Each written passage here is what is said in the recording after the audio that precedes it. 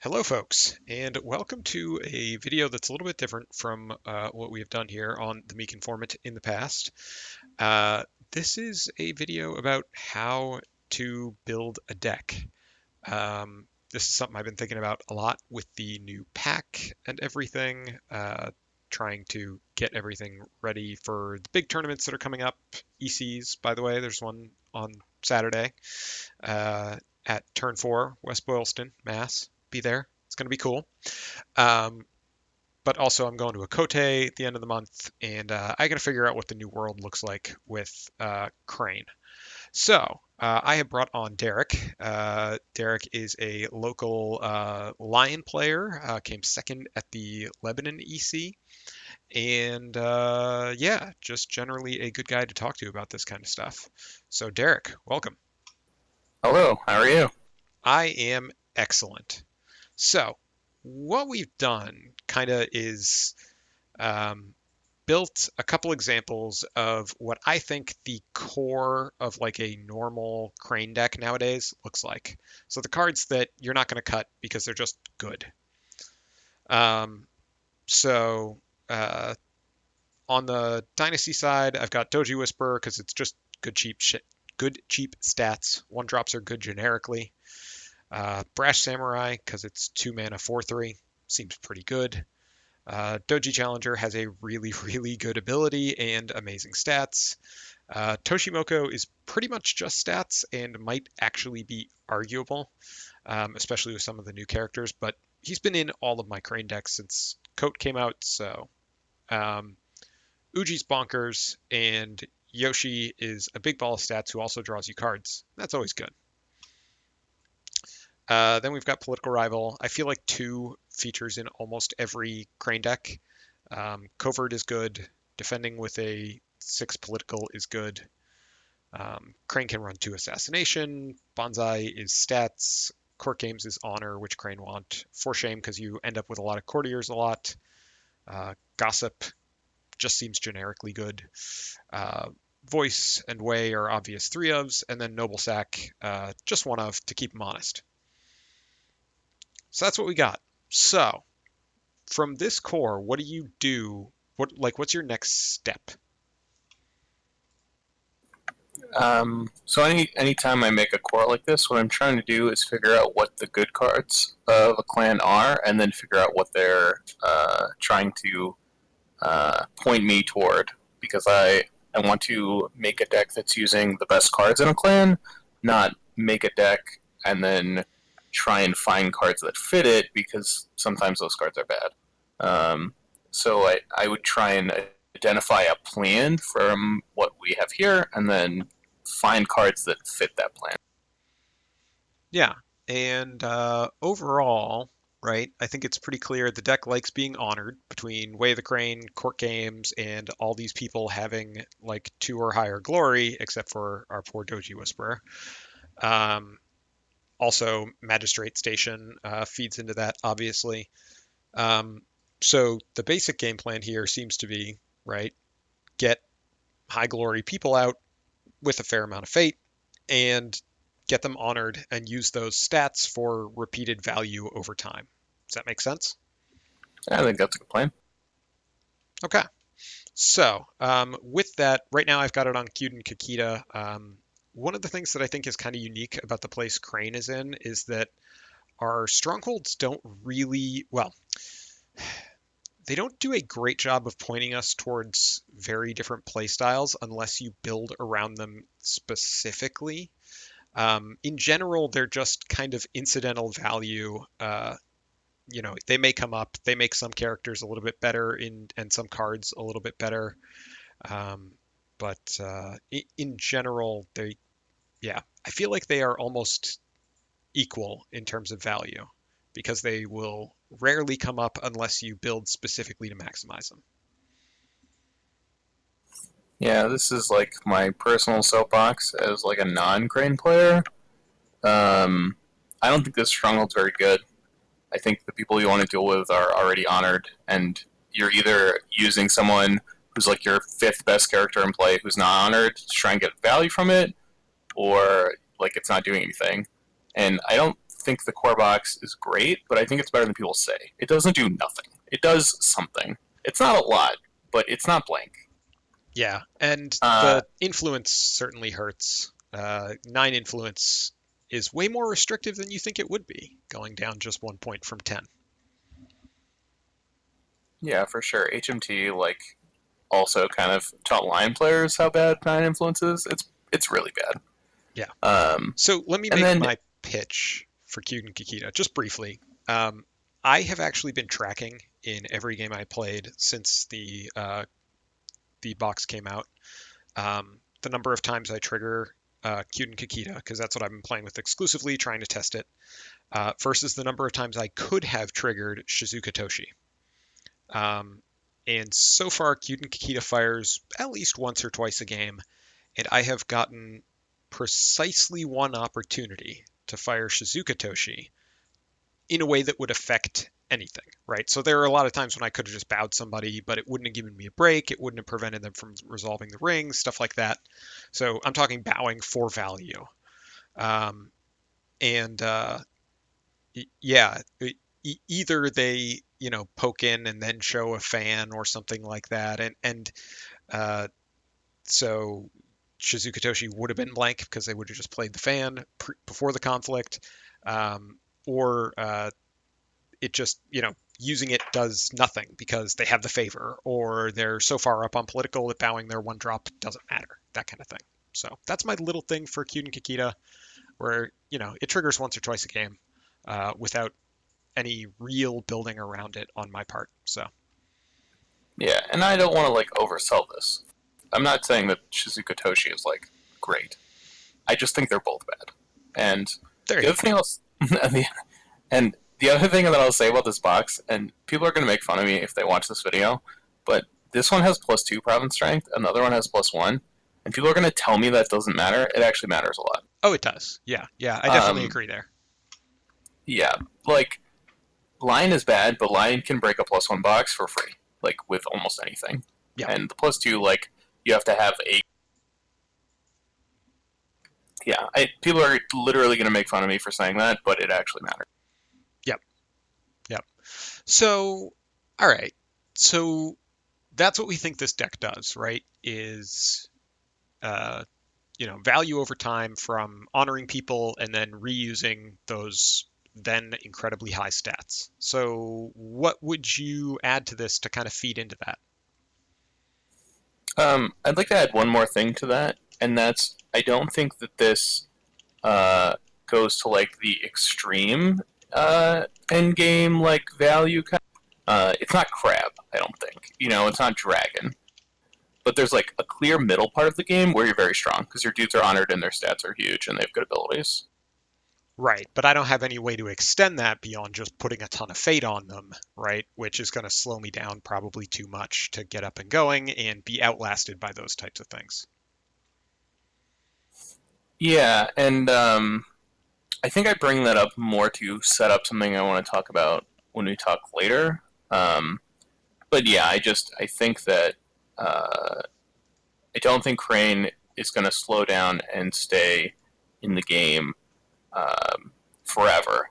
I think it eventually does kind of the stats of Crab and some other the Void Fist Mitsu and some things like that. Supernatural Storm 5 times. Some of that stuff comes online, and I think you will fall behind. So I think that's important for something we're going to talk about later. Okay, all right. So let's just, I mean, do you just want to go through like Dynasty and see what we're adding here? Yeah, I think let's just pitch a standard Crane. So let's go from here and just kind of add some cards that are in the standard build and just kind of talk about why you're adding them. Yeah, so I think a key one, like a really easy one, would be the Imperial Palace. You care a lot about favor because of Yoshi. Um, it's just good value to draw a bunch of cards for just discarding the favor. And Palace helps you do that. Also, you will occasionally get the God draws where it drops on Magistrate Station, and all of a sudden your best province is a 5 strength, which turns out to be good. Then there is Imperial Storehouse, because drawing cards is a pretty good thing to do.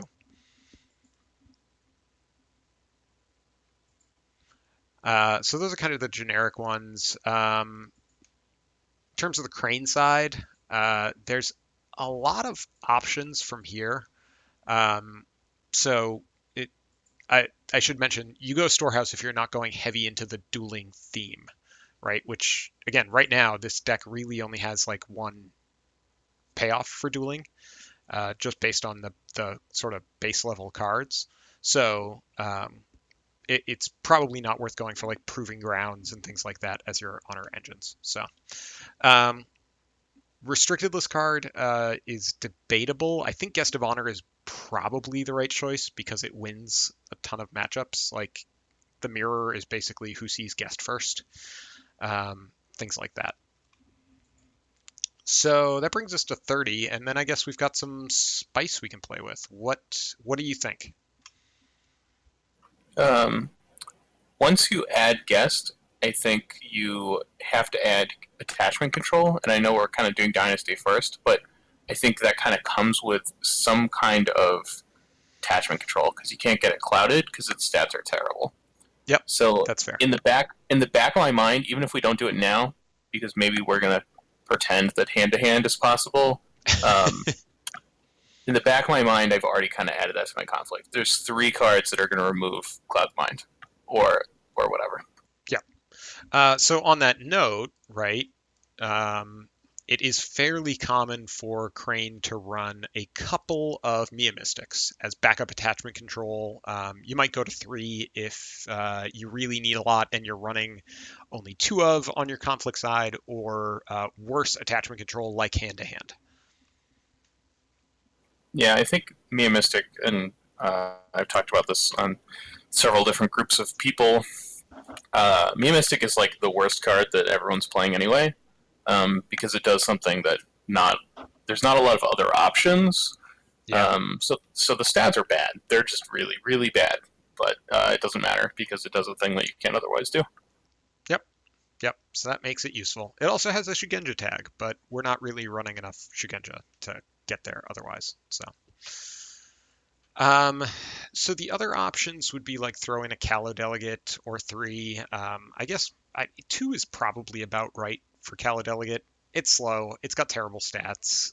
You're playing it so that next turn you can honor somebody, like 100%. There's just uh, no reason other than that to play it. I mean, Courtier just has 4 shame as its payoff, which is nice, but you should have plenty of those between you know, Whisperers, Guest, Yoshi, and whatever else you add in to fill out your 3 drops, which is kind of the next one. Um, yeah, 3 drop wise, you have a bunch of Kakita. You've got Kaizen, Ryoku, Yuri are all possible ones. Also, just, sure there are other ones I'm not thinking of. Oh, like Doji Representative. Technically, you could run Shigeru if you really wanted to. Stuff like that. So out of those, I'm not particularly attached to any. I think Kaizen's only really good in Kyuden Kikita. Asami can help you stay alive and draw cards, but overall, I think Ryoku, just as a rolling value generator, has been pretty great for me. The one thing worth bringing up is you probably don't want too many uniques in here because of Uji. Um, Often you can, Uji's ability is crazy, but you need to be able to play the characters. And if you end up with a board that's like, Toshimoko and Uji and whatever your unique 3 drop is, then, or with a flop like that, then you have issues getting them out. So I don't know. For the moment, I'm just going to throw in Ryoku. Does it make sense? Yeah, I think that's fine. Once you do that, I'm going to throw this at you. Yeah. How do you feel about Mia Library? You have Yoshi, Ryoku, and Mia Mystics that all have the Imperial trait. It might be worth doing. And the palace. The question Yep. though is It I only mean, gets characters, so it can't oh, get the that's true. storehouse or the palace, unfortunately. But it also can kind of fix your flops if you don't want to discard everything. If you want to keep like a dojo or something. Yeah, I guess it can. We are kind of high on holdings, and that would bring us up to 10. I was thinking Takamori. This feels like it is, and I'm not sure about that, but um, three glory can help you nab the favor, um, and he can basically, with our curve being relatively high, right? We've got two 4 drops, two 5 drops, two 3 drops, 3 drops on the conflict character side, which we can use to trigger him. If we add Takamori, that'll be three 4 drops, makes us relatively expensive, but means that almost every turn we can hit somebody with him. Thoughts? Um, yeah, I don't think I'd play three, but you could put two in for sure. I think All right, so two Takamoris and a library. I did it. Cool. We're at 40. So conflict side. Um, some of this is what I consider like the minimum. Like gossip, I think is probably actually a 3x because you just get to say you don't play the card that kills me this turn. Um, Bonsai can probably come down, things like that. So for the moment, we'll put gossip up to 3. And then I guess we can look at other crane cards that we might need. Fumiki's probably pretty good, right? Yeah, I think Fumiku's good. I think she's good in our local meta because of player who's relatively good, who's on Kyuden Bayushi. Yep. Um, you know, yes, Kyuden Bayushi will unbow someone who gets bound by Fumiki, but he wants to use it to make more conflicts, not unbow from, Force Shame and Fumiki. So, Yeah. I think that because she's inexpensive and good locally, it might be worth playing two in our specific case. But Yeah. Makes sense. Steward of Law is out because we've gone with guest. RIP. Restricted list. Young Harrier is a thought, I guess. It does preserve your honor tokens, but it also supercharges for shame, so you need to be able to judge when you can actually use it. But one fate, 1/1 conflict character is never a terrible thing. For the moment, I think I'm going to leave it out just to leave us space in our 10 characters when we start looking at splashes. For attachments, I really like a couple of formal invitation. Um, just getting unexpected people into conflicts when they don't see it coming can be really useful. In particular, Toshimoko. Getting him into a conflict after he's bowed is pretty great. yeah, Uh, and even just like moving him in, um, bowed to get his duel off is like totally reasonable. oh yeah, oh yeah. I don't see too much else on Crane attachments that are really worth much. Duelist training, maybe if we were in a Kyuden Kikita or more towery deck. But the rest of these are all like very specific, like letters from the daimyo is like in a hand hate deck. Political sanction is just a weird bad card. Mirror's gaze, we don't have nearly enough Shugenja. That kind of stuff. Also, it's bad. Um, I think we've got most of what we want from here.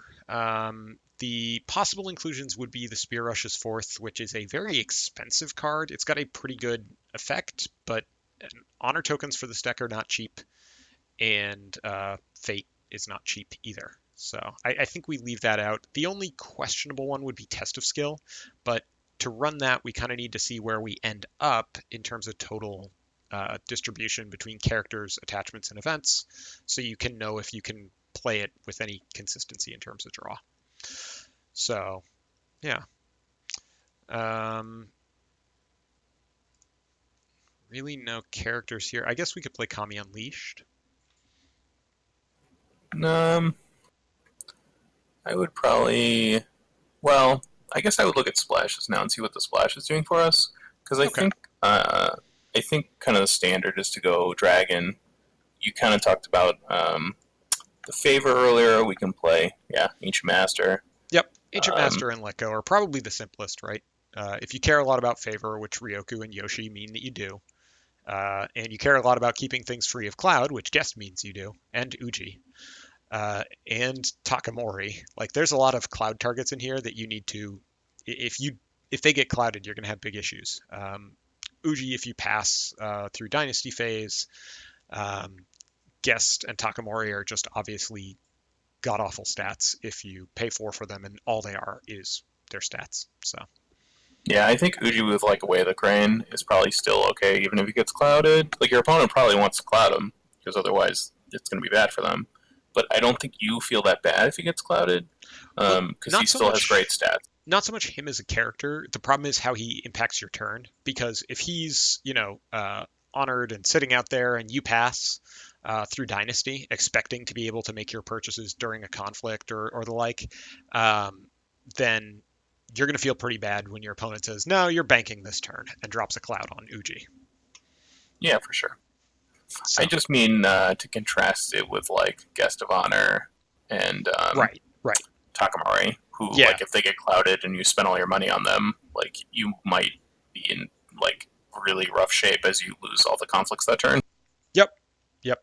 Yeah, that part definitely makes sense. Uji just warps other things. So, anyway, so that's like one splash option. I think that's fairly standard. And then if we were looking at um,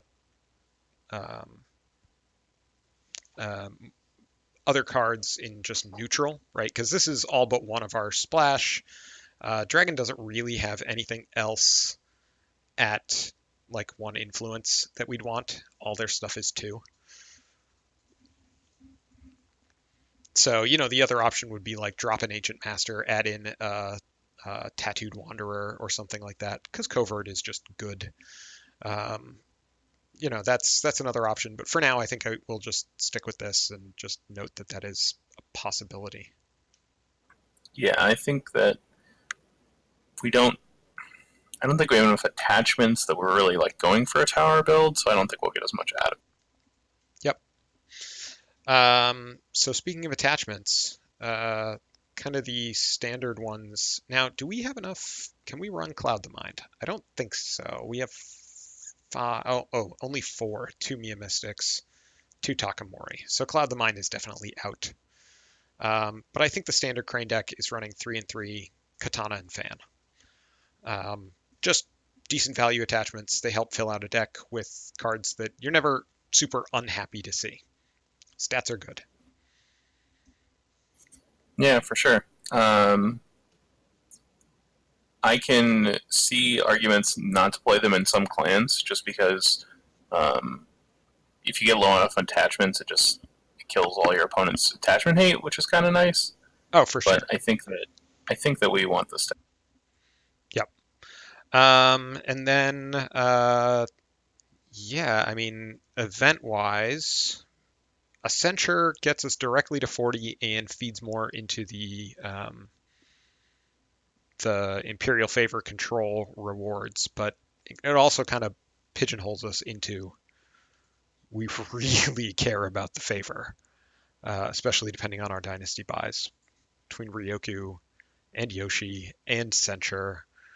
Um, we've got plenty of tools to grab it. Even Fumiki can act as like a cheap Ancient Master dupe or a more expensive Ancient Master dupe. But I think throwing one in there is worth it. If nothing else, when they're playing around voice, they might not be able to play around censure. Um, but yeah, Yeah, and even when you have the voice and they think they're gonna jam, they're like, okay, I'll play this, and he'll voice it and whatever. If you right. censure it instead, it's a big blowout because having that one extra cancel is Yep.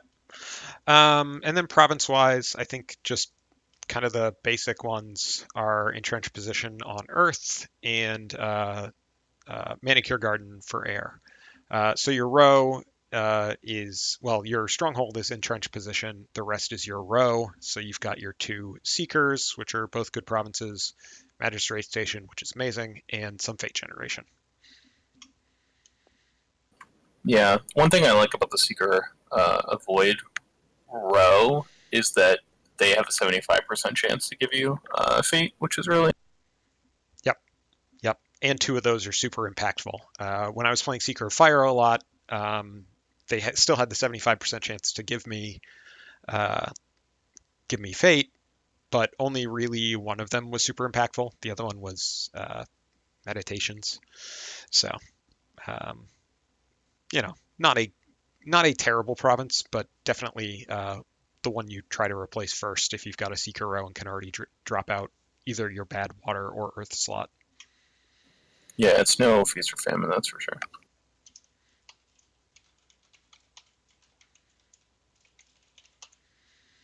All right, so this is what we've got. We've got a standard Crane Dragon list. I'd say this is about where you usually would end up with Crane. The Mia Mystics might get dropped for Narishmas because you've got so many of these. Mia Library is definitely spicy. I don't think a lot of people are running that. A lot of people might drop that for another Kakita Dojo. And there's some flex in here in terms of the, maybe more people run more duelists for the Kakita Dojo, that kind of thing. But I think overall, this is like, within one standard deviation of where Crane end up most of the time. So what does this deck do for you? What do you think it accomplishes about how you look at decks, or is it missing something? Is there some other question we should be asking? So when I look at decks like this, I start to think about like when is this deck weak, when is this deck like strong, um, and then kind of how that matches up with other clans. So things like the Doji Whisper and the Brash Samurai, even Doji Challenger are like good early, so that makes you strong early. Some of the other cards, Uji, Yoshi, um, plus or minus guest. Talk about guest after. Like those cards make you strong later in the game, and then like I was talking about before, I think in the extreme late game, I think you're probably gonna run out of gas, um, Yeah. or have already locked it up and just haven't technically won. But like I don't think you can win the game in the late game. I think you have to have already won. Okay. So if we were to swap over to just another kind of core, this is basically the same core that we started with. It might be one or two cards off, I forget. But um, what do you change? And are you trying to address weaknesses, or are you trying to reinforce the strengths, I guess? So um, both, but even more than that, it's more to me about like matchups necessarily. Because generally, when I make a deck and I try and use this to differentiate myself from some other people, sometimes when people go to make a deck, they say, I want to make a blank deck. I want to make a hand control deck. I want to make a low bid lion deck. I want to make a weenie deck. I don't really care what kind of deck I make as long as it's good. So that can be anything, depending on what cards are available to a clan. And good Um, here, you mean specifically wins in a given environment. yeah, wins in like a tournament setting against like popular um, competitive clans. So um, even with that sort of um, caveat, maybe I don't care about things that aren't that popular, right? Um, Yeah. in the larger meta, and especially in our meta, there are no crab players, so I don't really even think about the crab matchup because it doesn't matter. I thought Zach was on Crab. He is on crab now, but I haven't seen him in person yet since he's made that switch. Well, I did. Then I forgot Casada. Anyway, moving on. I, I heard you forgot Casada 9 times. Yeah, it does seem to be about that number. It does keep increasing, but I there were some times that Casada was forgotten. Let's put it that way. It was closer to a two-digit number than a zero. I think so. Yes, I think that is technically accurate. So when I'm looking at this deck, this new core, um, you and I have kind of talked about this before, but I think that Crane can be stronger in the early game than people realize, and is probably weaker in the late game than people realize. Um, because cards like Gossip, cards like Brash Samurai, cards like Cautious Scout that no one in Crane likes, Um, these We like cards him. are, He's just not good enough. For yeah, fun. but he's not good enough because he doesn't do what you think you're supposed to be doing. But he's really good at doing different things. And so Okay. I think there's a Crane deck that goes a little bit faster and doesn't try and stall out as much, and I think that might be a viable way to win too. I don't know if it's better or worse. I haven't seen enough to say that for sure, but I think that it's probably similar in strength, and it leverages cards like Gossip harder. If you play Gossip every turn for 3 turns, that's insane. It's less insane if the game is 20 turns long, Yep. but it's ridiculous if the game is 3 turns long. And I would say generally most games are like 2 and 5 turns. Like five is like 5 is a long game. Yeah. Yeah. So with that said, you want to go to three gossip, right? I think Gossip is completely broken. Okay. So definite three of. And you're talking cautious scout, so let's throw him in there. So the idea here is to accelerate the deck, right? Yeah, and I don't want to like turn it into Unicorn or something. Like I don't want to fall in my face. Right. And I But mean, there's no real way to do that. I mean, we could play Benevolent Host, get that swarm going, courtier swarm. Come on. But yeah, yeah. exactly. I don't want to do that. But I do think that we can do some things that are a little bit faster. I'll give Okay. you another example. Guest is insane. Guest should never have been printed. Like, it's just stupid.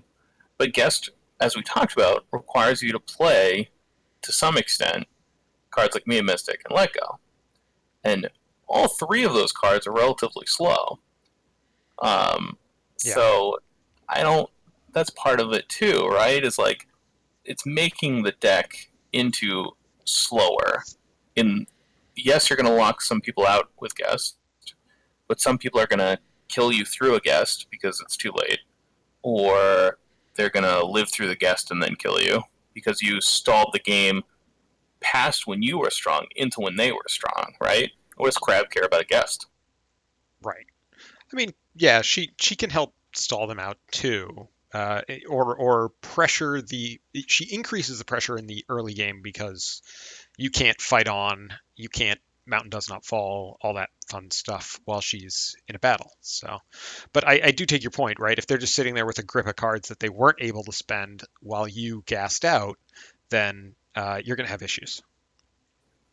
Yeah, for sure.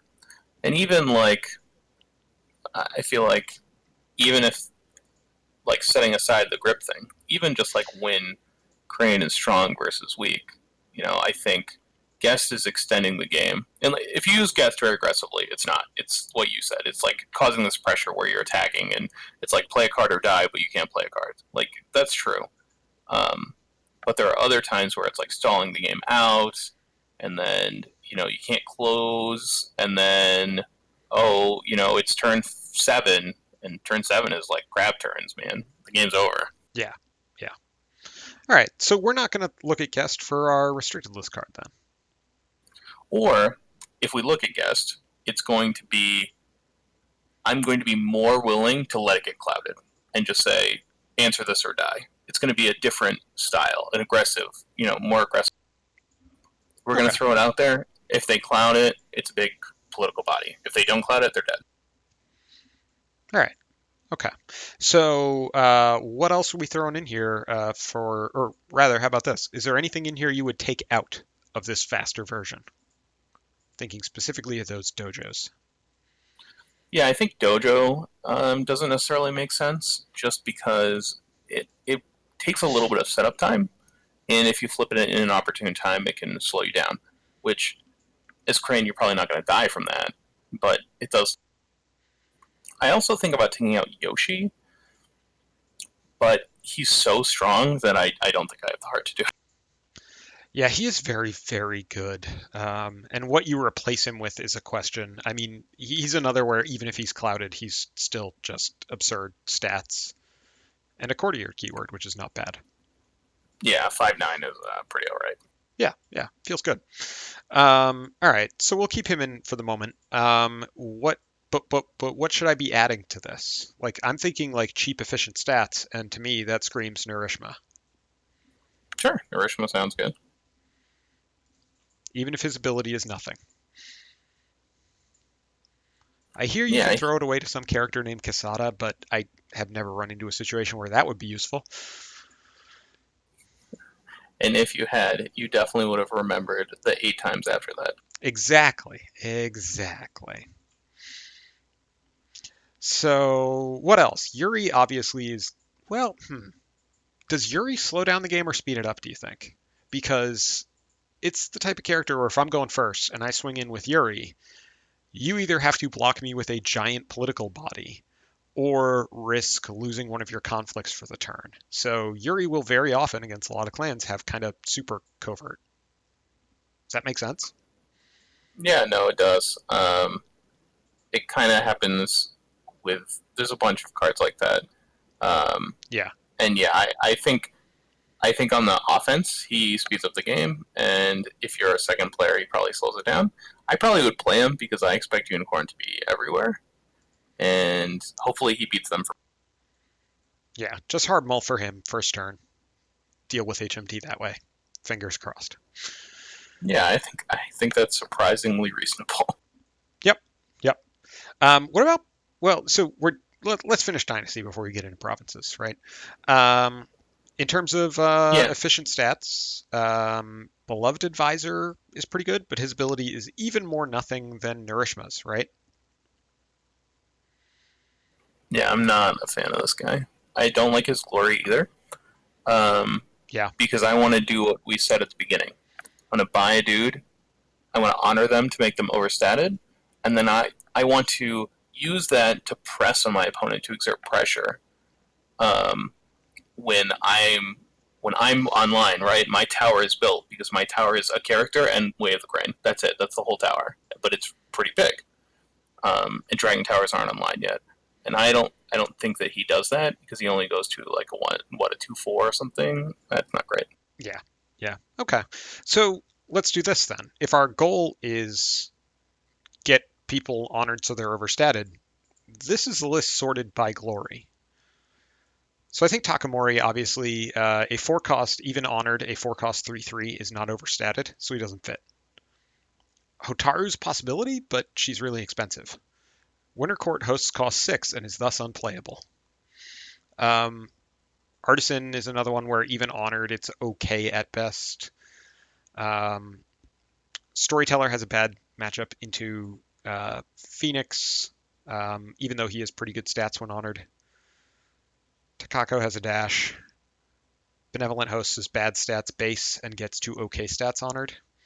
Like just going through here, right? Really, it looks like our sweet spot is in this 2 glory area where we start to get people who are 3/5s, 5/4s, that kind of thing when honored, or even Yeah, nice and for keepsakes, a 5/5. I think I think that's totally reasonable. Is like somewhere in in this world, like Kaizen in this deck, I think would be pretty good, right?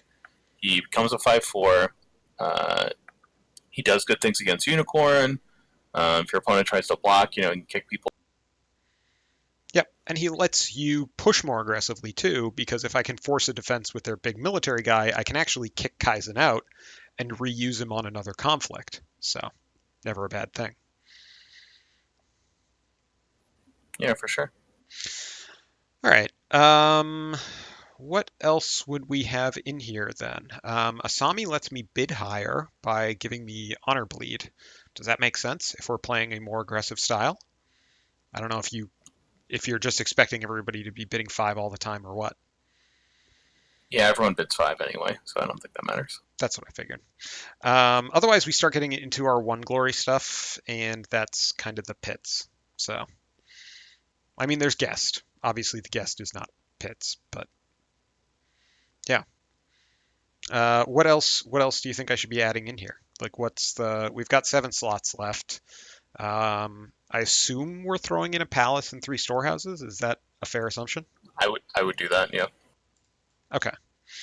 So we'll do the palace and 3 storehouses. We've got 3 slots left. So this is when I would consider adding guest, but with a different plan for it in mind. You Yep. also could um, look at something that never sees play, which is Tengu Sensei. Um, I think that would give you too many expensive characters in the deck. I But think if you so took too. out Yoshi or something, maybe that could be a swap. Takamori could go in not as a control piece, but more as like a combat trick, right? Like you play Takamori, you say that person can't defend, you swing it and they die. So I think there's a couple things like that. But we also can just leave the 3 slots empty for now and work on some conflict stuff and see where we're at. Okay, so let's swap over to conflict side then. I think not much really changes in terms of the crane cards we want to be playing. It's possible if we're going for a more aggressive style, a third political rival doesn't really seem bad to me.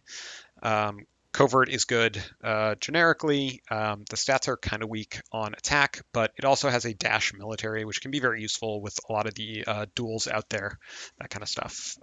Most of them are military, most of the ones that are seeing play. Um, Fumiki still makes sense, probably for the same reason that you said earlier. Um, do you think Menacing Iron Warrior has merit? I think it has merit. Um, I don't think I'd play more than one, but you could definitely. The other thing too is for people like at home, right? Playing aggressive in this game doesn't mean high military. There's a lot of characters in this deck that are high political instead, and in some, I think when people think of aggro decks, they think of like military characters because a lot of military clans are aggressive. But the game works symmetrically in that like political breaks still break provinces, so it doesn't matter to me what stats they have. Um, but I think Iron Warrior is like good on its own, right? It's a 3 cost. It can become a 5/3. It has an ability, so I think it's fine. Yeah. And the other thing I'd mention just in those terms is that I think political stats are actually slightly more valuable point for point because there are fewer political buffs. There's no bonsai, right? You've got like court And games, there's no but charge. yeah, no charge either. So like there's just a lot fewer options to get your political stats really high. You've got like court games, which is +3 at most, unless somebody's playing Serene Warrior for some reason. That kind of stuff. So. No, I 100% agree with that. Yes. All right. Formal invitation in this type of thing seems a little more cute than good. I mean, we still have The only thing you Toshimoka. would use, the only thing you would use formal invitation for in a deck like this is the way that we used to use Hawk Tattoo, right? Your opponent swings, use formal invitation to make them bring too much stuff, and then they don't have defenders. I think because of the attachment requirement, that's probably more cute than good, but I'm not positive. Yeah, the two glory. Yeah, I mean, in a long game, there'll always be either your character or their character to harpoon. Eventually, they'll play some big character with 2 glory. Yep. In a shorter game, it's more questionable at the beginning, and so I might. Okay. So I don't see much else in here aside from above question is probably overcosted, but it does help with you just pushing things through. Um, but we're not if we're not running a ton of attachments, I think that above question is going to be a real problem because it does cost one, and if it just gets traded into a let go and that's our only real threatening attachment, then we are in a bad spot. So yeah, I think we just kind of move on from here. Unless do you have anything in here that like screams to you like this is the thing we want? If we had different stats, duelist training would be okay, Right. but I don't think our stats really support it, so I wouldn't play. Yeah, we've got really like three, I guess technically Narishma, but you wouldn't put an attachment on them. So, all right. For neutral, or excuse me, events, let's do events. Um, yeah, I don't think there's too much else in here. Spear Rush's fourth again is a possibility, but it'd be pretty much a combo for Brash Samurai on the second turn with it. Um, and at that point, it's just overcosted, right? Yeah, I'd probably play it mid defeat from here, and that's probably it. Yep. One, Sure, just leave two. it as one, and we'll mess with it later. All right. So that's it for Crane stuff. Do we want to look at splashes or neutrals? Let's start thinking about a splash, and then go to neutrals. Okay. So we want to think of a splash that, again, we don't have to blitz out, but we want to exert pressure, like break pressure on our opponent. So I don't think Dragon does that very well. I think Dragon's a little more control-y, which is what we had before. Yep. I think Scorpion probably gives you control cards, right? Um, I mean, there are some whereas like, like, unassuming Yojimbo is definitely an attack card. Meek Informant is surprisingly useful if you're going aggro because it lets you know how hard you can push. So there's some stuff in there, but there's not a lot of synergy with what we have right now. These are both zero glory, for instance. yeah, and I think unassuming Jumbo's reasonable. Kiriko's a good card. Um, we could play Forge Edict as our restricted card, but I don't think that that's necessarily good. Yeah, Calling in Favors would give us attachment control, but our Gloria is probably too high. Um, yeah. so there's some cards that are okay here, but I don't think they're great. Also, I should point out Tainted Koku and Fiery Madness. Those were the cards that I was thinking of when I said if you really lean into your Stronghold, you can get way more use out of Shizukatoshi, but it's probably not worth the cost of just playing these kind of meh cards in order to bound my box more often. Yeah, probably not. So if we're So looking at acceleration, who do we look at? I think immediately either Unicorn or Lion come in to mind. Okay, let's take those in order then. Uh, So Unicorn. so in Unicorn, you can play Wayfinder, which helps make sure your attacks are successful by scouting out dangerous provinces. Yep, You can play Shinjo Ambusher, which is actually broken. Um, yep, you can play Spoils of War. Um, in other clans, you can play Captive Audience, but I definitely would not do that with Crane. Part of the reason that I right. think that we can do this so effectively is because our stats are balanced and both high. So we're not really Yep. getting anything out of that. Okay. So Um, on that note, what about Gaijin Customs? Gaijin Customs is another one. Especially if we have like a big honored character, we can swing it. We can throw it into both conflicts and do something. Exactly. Yep. So plenty of stats. A lot of these aren't going to do anything for us. Your curved blades is and cavalry reserves is aren't going to do anything. Speak to the heart, can't really use it. That kind of stuff. But spyglass, I think, is the other big one. But that again feels slower. Am I right? Yeah, no, I agree. I think that that's more control. And like, it's all about finding the right balance, right? Maybe we finish this deck we're working on, and we're falling on our face. It's a little bit too fast for itself. So then maybe you scale it back. You stop playing spoils, you start playing spyglass. It's about finding the right mix. Now, I'm making a deck that I haven't made before, so we may miss the mark, but I think it's just an area worth like exploring. Yeah. These are the questions you should be asking when you start from scratch, basically, right? Right. Okay. All right. So that's one option. For the moment, though, I'm just going to pull these out, but we'll kind of keep those in mind, and then go to the other option, which was lion. So the thing I love about Lion is that I think Cautious Scout is very strong, and what he really needs to shine is a military buff. He takes a Legion of One really well, and I Yep. think it's actually just strong. Like you just swing at their thing, it's blank, you Legion of One, and you break it for free with this cheap guy. Yep. So yeah, I mean, good at even breaking stuff like pilgrimage or any of the other five strength provinces if somebody wants to play it. Um, Downside, I would argue, is that you really only have two characters who want to be attacking alone. Brash Samurai and Cautious Scout. I understand that moving faster, you are going to be doing that more often, but relying on Yeah, specific splash cards for specific dynasty cards is hard because of the inflexibility of your dynasty draws. sure. But I even think that you have more characters who are. I don't want to say like you only have two characters who want to attack alone. But you have several more characters who are fine attacking alone. Right. Uji is fine attacking alone. Toshimoko is like Honored is probably okay attacking alone. Kaizen, Doji Challenger, like Yeah, They Doji don't Challenger need it. in particular is actually really good with this because you can pull in somebody who's like a, a 2-3 or something, right? Two military, three political.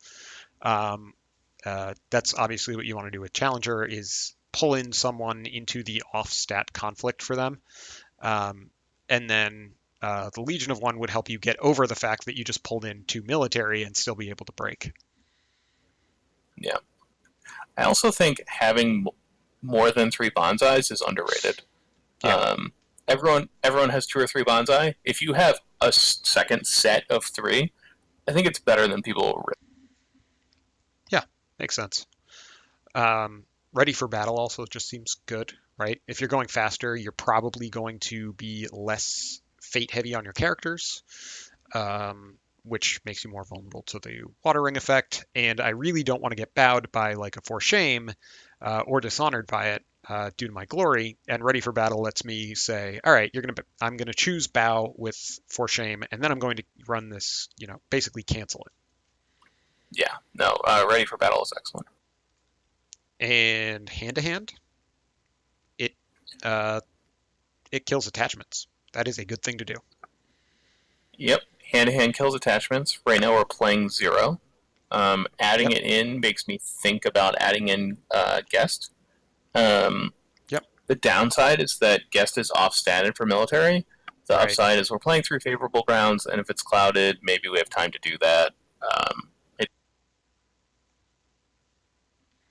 Sorry, you cut out there. um, just that guest is not going to be in military very often, but having the option is good. And favorable ground sometimes can just move it inbound, and then you can just break it. And Yep. And favorable ground is just generally good with guest anyway, because get her into multiple conflicts. So anyway, um, Fires of Justice is also available, um, but I'm not sure. It's a lot of fate. You can cover it with gossip or voice of honor cancels, so they can't cancel it as easily. But I don't know. I don't know. What do you think? I know you are super high on the card. so I love Fires of Justice. I think it's good. I thought it was going to be bad. So if you haven't played it and you think it's bad, I understand. I thought it was going to be a terrible card, but I played it a lot, and it's actually very good because even if you hit for relatively small amounts of fate, your opponent will die because they don't have fate in their pool. I've hit crab players for one, and that was enough because then they don't have fight on, and they don't have some other tools, and they can't play characters, and it's really good. I would also say though that it's a little bit meta dependent, right? So it's at its best against like Phoenix and Scorpion. It's less good but okay against Crab. And then it's not very good against like Dragon.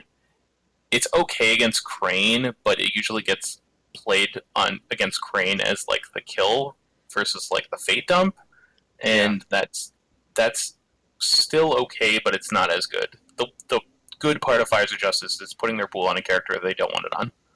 Yep. Um, so this would be something where I'd be thinking about what's going to be at the EC or whatever event I'm preparing for. I don't think there would be very many Scorpion players. There'll be a good amount of Phoenix, but there'll probably be a good amount of Unicorn.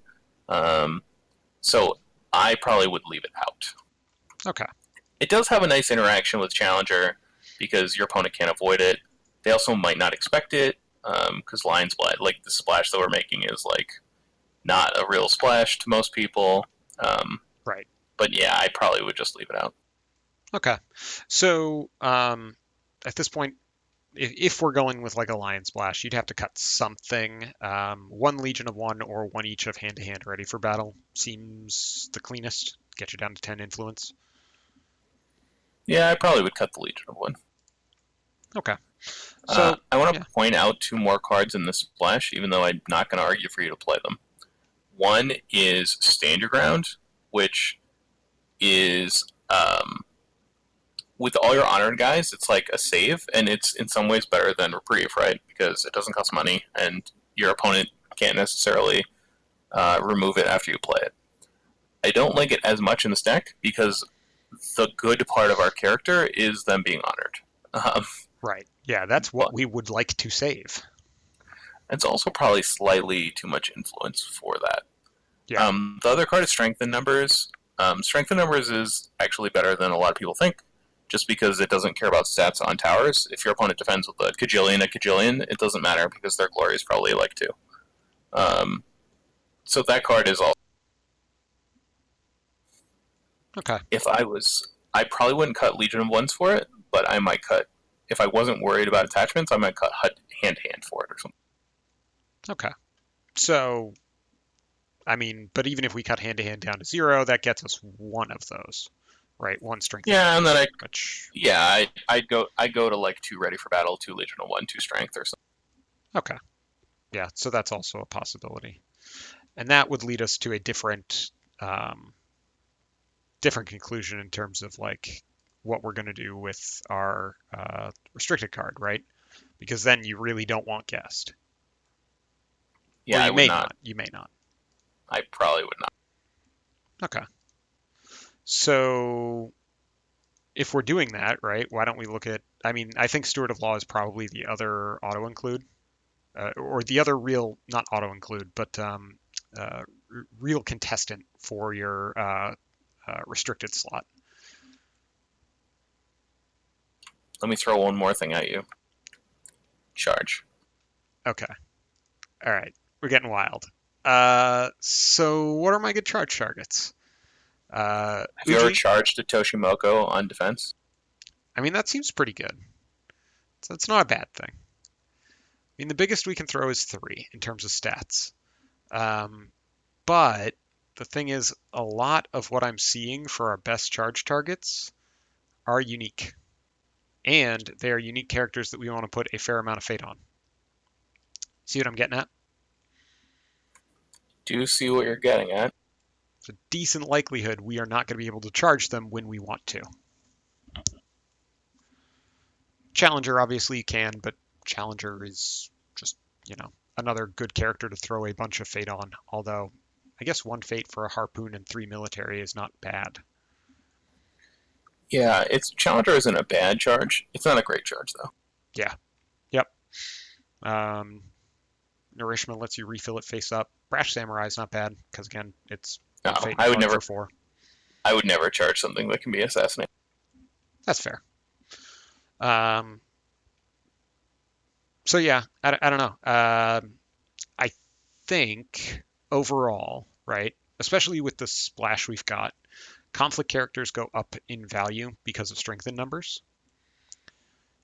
And uh, so do bow effects, because while we do have a lot of characters with good stats, what we don't have are good political buffs. Basically, all we've got is court games, right? That and Way the Crane are like the only ways we increase our political stats right now. So in order to get over people, we're going to have to bow them. Yeah, for sure. Um, I know this is going to sound weird based on what we spent all this time talking about, All right. but we have 3 slots left. I'm thinking about putting guest in there and moving away from the strength in numbers. Okay. No, I buy that. But I don't think guest is this ever going to is, be a wrong answer. So yeah. And the other thing is what I was talking about before, right?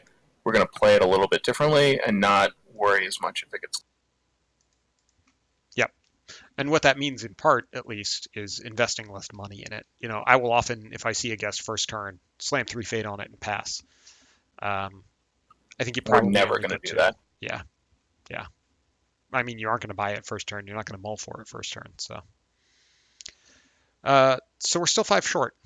Um, Thoughts on where we go? Conflict characters never bad, but we don't have. I guess Goblin Sneak fits real well with Goblin Legion of One. Goblin Sneak is excellent with Legion of One. I don't know if I'd play 2, but I'd probably play 1 at least. All right, we'll throw 1 in there. Kami Unleashed and Goblin Hirelings Sneak's seem bad. also, yeah, Goblin Sneak's also better the shorter the game is, usually. Yep. And then I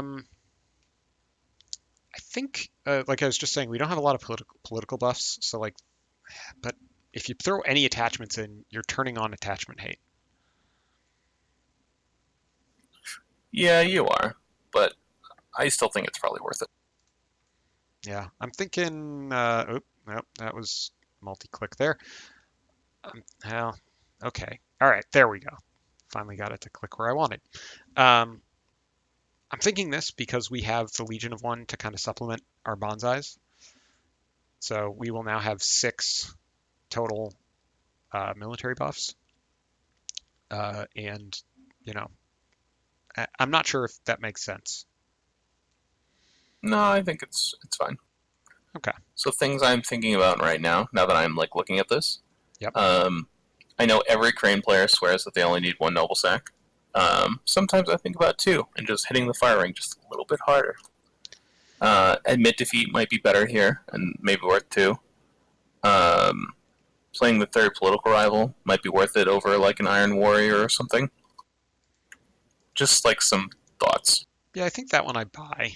Political Rival over the Iron Warrior in particular, just because it is so versatile on political conflicts.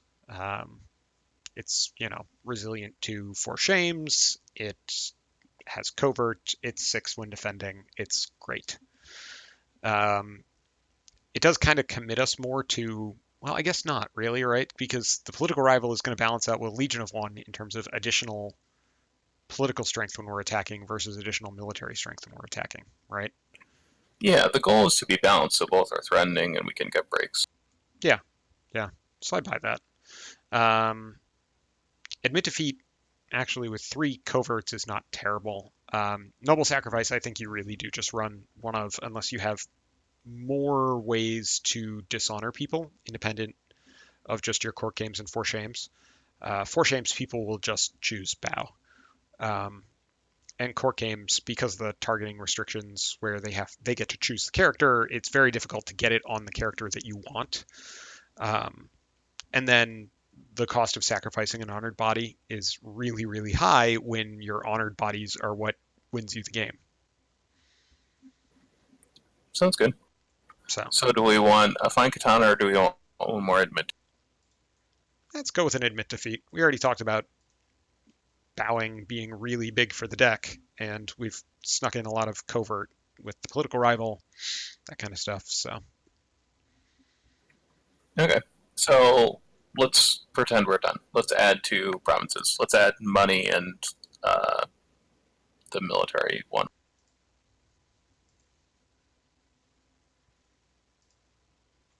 all right. So I don't want anyone to think that I think this is like the best grain deck. I honestly have no idea. Um, I was just trying to think about how to maximize a part of the deck that was already there. If you look at it, a lot of these cards are in the other deck too. There's only maybe 10 each side different or something like that, maybe less. And then we talked about how to play it differently with a different emphasis on different characters to move what part of the game we're strong in to slightly earlier. Yeah. So I guess the next question is, how do I know if this is good or not? So, I mean, one way would just be to play it a bunch and track wins, right? But that doesn't tell me if I've made the right little decisions, right? So, how do I know if I need one admit defeat or two? How do I know if I think strength in numbers might be better than 3 and 3 hand to hand and ready for battle? Yeah, if this was another game, I would say the only way to know is to jam games, and like anything else is silly. But L5R games are pretty long, so that's um, the way a card like Admit Defeat would kind of let me know there's that one is the right answer is I look at my hand a lot when games end, win or lose. If there's two Admit Defeats there, it probably didn't belong, right?